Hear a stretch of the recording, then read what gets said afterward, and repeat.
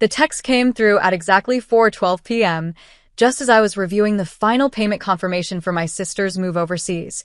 A wire transfer for $8,600 I'd been saving since last spring. I'd spent hours talking to visa agents, helping her sign papers, reading through rental agreements, even putting my name down on her new apartment lease because she didn't have a local guarantor. It was supposed to be a fresh start for her. A family gift. And then my phone buzzed, and everything shifted in one single, cutting message. Hey, you're not invited to my farewell. It's family only. I stared at the screen, my heartbeat skipping, cheeks burning so hot I could barely breathe. Family only? My name is Lauren, and from wherever you're watching this, stay with me. Because I almost texted back right away. I almost let the tears win. Almost begged for a place at a table I had paid to build. But then another notification arrived from Mom. Honey, don't make this awkward. Just let her have her day. I swear I felt the world tilt under me. They really believed I didn't belong. That I was separate from the family, even after I'd just bled out nearly $9,000 to make this happen. A coldness crawled up my spine, sharper than any heartbreak, more honest than any apology they might try to throw at me later. Fine. If they wanted awkward, I'd show them awkward. I scrolled through my banking app with mechanical precision, fingers numb but steady. Frozen. The pending travel transfer was instantly locked down, flagged as suspected fraud. My name on the lease? I contacted the landlord and removed myself as co-signer before the ink even dried. By 11:45 p.m., my dad, who hadn't spoken to me in days, sent a voice note. I pressed play, phone trembling, bracing for it.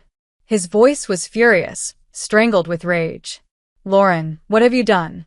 You're going to destroy this family.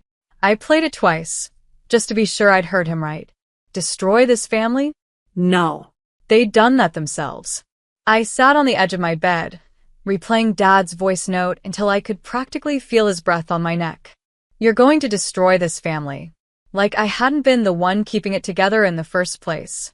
Like I hadn't emptied my savings to buy my sister a plane ticket, put down her deposit, covered her moving boxes, even loaned her money for that fancy farewell dress she'd bragged about. But apparently, I wasn't family enough to come say goodbye. I stared at my hands, shaking. They looked like a stranger's hands. This was how they'd always treated me, wasn't it? The fixer. The wallet. The spare. Never the daughter. Never the sister. Never the one who deserved a seat at their table. I'd been so desperate to believe that helping my sister would finally make them see me, to finally be invited and instead of standing outside with my nose pressed to the glass. But nothing changed. Not even $8,600 could buy my way into belonging.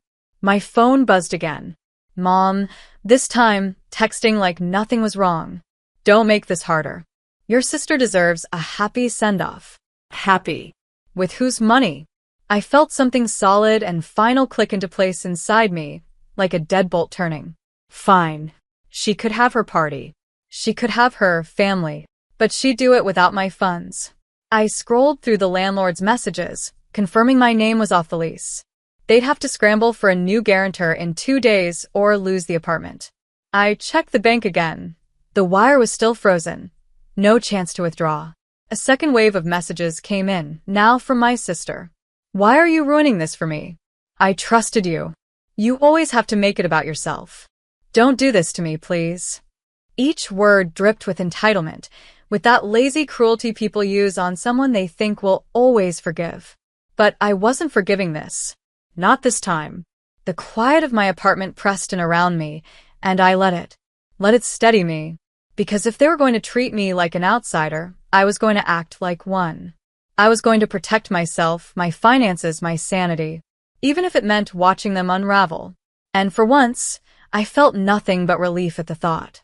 I barely slept that night, turning every word over in my head until it felt like acid on my tongue. Family only. Don't make this harder. Why are you ruining this for me? It was as if they'd all gathered to script the most perfect betrayal. One final proof that I was only useful so long as I stayed quiet, paid up, and disappeared. I watched the minutes crawl past on my phone until 3 a.m., unable to close my eyes. Every time I tried, I saw my sister's laughing face, the way she'd posted about her new life and all the dreams she'd been blessed with, never once mentioning who had paid for it. Me. I'd worked 2 jobs for over a year, barely letting myself buy new shoes, skipping nights out with friends, cutting coupons, just to make this happen for her. And I wasn't even invited to the farewell party? I felt something curdle in my chest, equal parts heartbreak and rage. No more.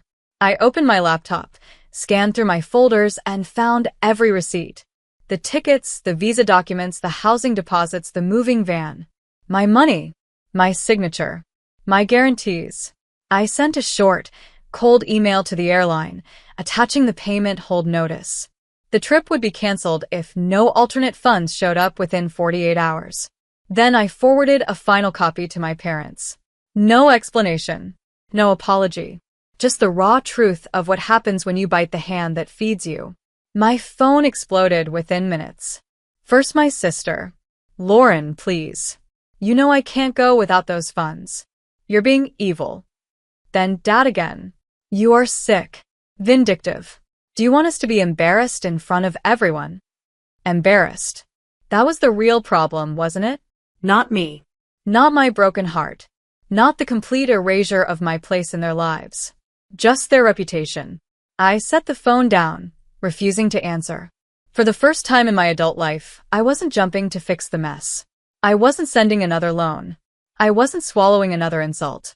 They wanted me outside their party? Fine. They'd feel what it meant to truly have me gone. And I swear, somewhere deep down, past the guilt they'd drilled into me, I felt free. By morning, I had 23 missed calls. My sister tried every angle in her arsenal. Rage, tears, guilt, back to rage again. It was like watching someone flip through a Rolodex of manipulation, desperate to find one that still worked on me. But none of them did. Mom texted me again around dawn. Lauren, you're blowing this out of proportion. Think of your sister's future. Her future. Funny how it was always about someone else's dreams, someone else's comfort, someone else's shine, and I was supposed to fund it, applaud it, then fade into the background like a paid stagehand. Not anymore. I sat by the window, staring out at the morning light.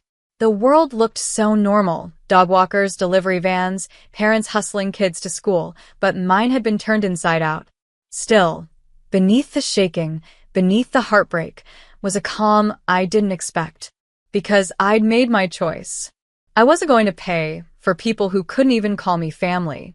I wasn't going to bankroll a party I wasn't allowed to attend. I wasn't going to co-sign away my own future just so they could brag. They'd called me dramatic, vindictive, jealous. Fine. If protecting myself meant they'd paint me as a villain, then so be it. I'd rather be the villain in their story than keep playing the victim in mine. Around 9 a.m., Dad's name lit up my phone again, and this time I answered, because I needed to hear it straight from him. His voice was already shaking with fury. Lauren, fix this. You're humiliating us. What will people think when she can't leave? You promised you'd help. I took a long, steadying breath. I did help, I answered. I helped more than anyone ever should have.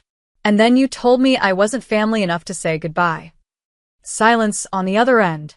It's her day, Lauren, he finally ground out. Why make it about you? My throat felt raw, but I stood my ground. You made it about me the second you told me I didn't count. His sigh was a rattled, disappointed echo. If you go through with this, you're dead to us.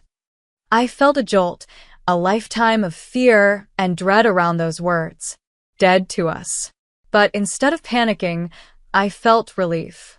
Noted, I said, calm as glass. Good luck finding someone else to pay. Then I ended the call, set the phone face down, and let the quiet settle around me like armor. They could throw their tantrums, spin their stories, poison every relative's ear. I was done. And for the first time in years, I felt like I could finally breathe. The day went on like a slow-motion car crash. My phone kept pulsing with messages that grew meaner and more frantic by the hour. Each ding felt like a test, like they were prodding me to see if I'd break, if I'd cave the way I always had. But I didn't. Because every time I looked at those words, you're dead to us. Think of your sister. You're humiliating the family. I remember the text that started it all. Family only. I'd read that line so many times, it was etched into my bones. Family only. They meant everyone but you. That truth burned through every apology they tried to force, every manipulation they twisted around me. I wasn't family to them. I was a tool. A checkbook. A silent background extra. No more. In the afternoon, my sister tried a new angle, voice sugary and soft on voicemail. Lauren, I know you're upset. You always take things so personally. But please don't ruin this for me. I need this fresh start. Fresh start. That fresh start had my name and my money stamped all over it. I didn't reply. Instead, I sat down at my tiny kitchen table with a mug of stale coffee and let myself feel everything. The betrayal, the rage, the grief, the final cutting loss of a family I had tried so hard to believe would one day love me. It was grief, but it was also liberation. Because once you see the truth, you can't unsee it. Once you hear your father say you're dead to us for refusing to bankroll a party you're not invited to, there's no going back. I checked the travel freeze again, still locked. No one had managed to break it. The landlord confirmed in another email that the apartment lease would collapse without my name on it, and my sister hadn't found a replacement. Their perfect farewell was crumbling around them, and they were terrified. Good. They needed to feel what it was like to be disposable, to be pushed to the edge of the family's story and told they didn't belong. I'd lived my entire life on that edge. Now it was their turn. As evening settled in, I made myself a cheap dinner, noodles, nothing fancy, and sat in the quiet, phone on silent, windows open to the cool air. The peace felt almost unnatural at first, but slowly, breath by breath, it started to feel like freedom. Night came, heavy and quiet, pressing against the windows like a secret. I sat on the couch with the lights off, staring at nothing, letting the darkness soothe me. My phone buzzed on the table, screen flashing again and again, but I didn't move. They were panicking. I could feel it through the walls, through the air itself. They'd built their entire plan on my name, my money, my willingness to be used. And I had shattered it in a single night. At 11:45 p.m., another voice note arrived from Dad. My stomach twisted as I picked up the phone, thumb hovering over play. I knew what it would be, more poison, more guilt, more threats. Still, I had to hear it. One last time. I pressed play. His voice was harsh, cold, and final. Lauren, you have ruined this entire family. You have humiliated us beyond repair. You will never be welcome in our lives again. I hope you're happy. You chose this. I replayed it, just to be sure. Never welcome. Ruined the family. As if I hadn't kept them afloat for years. As if I hadn't sacrificed every spare dollar, every vacation, every dream just to keep them living in their illusions. And now they were exiling me because I refused to buy a seat at their table. I set the phone down, my hands perfectly steady. They wanted me gone? They'd get their wish. No more phone calls. No more emergency loans. No more rescuing them from their own disasters. It was terrifying, how quiet it felt, but it was also the truest silence I'd ever known. I stood and walked to the window, pushing it open so the night air could wash over me. For the first time, I let myself imagine a future that didn't revolve around their needs. A future where my money was mine, my time was mine, my heart was mine. That future was wide and terrifying and unknown, but it was mine. And that was worth every insult, every threat, every voice note screaming I'd ruined them. Because I was done being their safety net. They could learn to save themselves. And I would finally learn what it meant to live for me. The following day, the messages slowed down. Maybe they'd finally realized I wasn't bluffing. Maybe they'd moved on to their next scapegoat. Or maybe, for once, they had to look in the mirror and see what they'd done. I didn't care which. My sister posted a carefully filtered photo on social media, her suitcase open, half-packed, a long caption about fresh starts and big dreams. She didn't mention me. Didn't mention how she was supposed to get on that plane with my money.